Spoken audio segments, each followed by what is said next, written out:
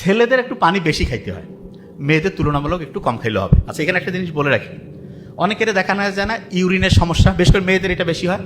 খুব সহজ, বেশি করে পানি খাইতে হবে, এটা 1 নম্বর ট্রিটমেন্ট। মেয়েরা কিন্তু তুলনামূলক যেহেতু ওয়াশরুম সব জায়গায় ব্যবহার করতে পারে না, পানি কম খায়, এই জন্য মেয়েদের অনেকগুলো কারণের মধ্যে একটা বড় কারণ পানি কম খাওয়ার কারণে ইউরিনের মধ্যে ইনফেকশন হয়, এবং এই ইনফেকশনটা থেকে বাঁচার জন্য পর্যাপ্ত পরিমাণে পানি খাইতে হবে। আরেকটা জিনিস, আমরা ইসলামে যারা আমরা যখন প্রস্রাব করি তখন কি আমরা বসে করি না দাঁড়ায়? নর্মালি বসে।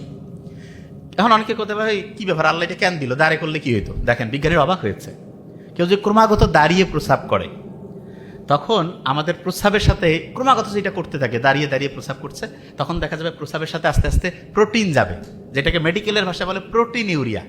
তার মানে দাঁড়িয়ে যখন কেউ প্রস্রাব করে ক্রমাগত, তখন আস্তে আস্তে তার প্রস্রাবে প্রোটিন যেতে থাকে, এবং প্রস্রাবে প্রোটিন যাওয়া মানে আস্তে আস্তে তার কিডনির যে ক্যাপাসিটি সেটা ক্রমাগত দ্রুততার সাথে ধ্বংসের দিকে যাচ্ছে। কিডনি রোগী ভয়ঙ্কর খারাপ, আল্লাহ হেফাজত করুক। ক্যান্সারে মরলে তো একটা একরকম, কিডনি ডায়ালাইসিস আল্লাহ হেফাজত করুক।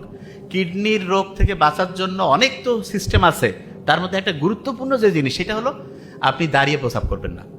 আল্লাহর নিয়ম তো মানলে দেখেন কত লাভ, আপনার হচ্ছে প্রোটিন যাওয়ার যে প্রক্রিয়া সেটা আল্লাহর রহমতে ওইটা থেকে মুক্ত থাকবেন, কিডনির কর্মক্ষমতা ঠিক থাকবে। আচ্ছা, আরেকটা জিনিস, দাঁড়ায় পানি খান কারা কারা? খান নাকি? আলহামদুলিল্লাহ, খাই না। দাঁড়িয়ে পানি না খেয়ে যে আমরা বসে পানি খাই, দাঁড়িয়ে পানি খাইলেও দেখা যায় কিডনির উপরে এটা নেগেটিভ একটা ইম্প্যাক্ট ফেলে, তার মানে ওইটা আমাদের শরীরের জন্য ক্ষতিকর।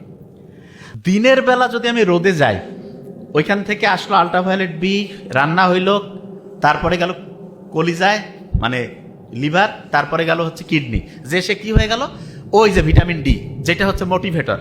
আচ্ছা, ভিটামিন ডি কে মোটিভেট করতে পারে, উৎসাহিত করতে পারে, কি নাম? পানি।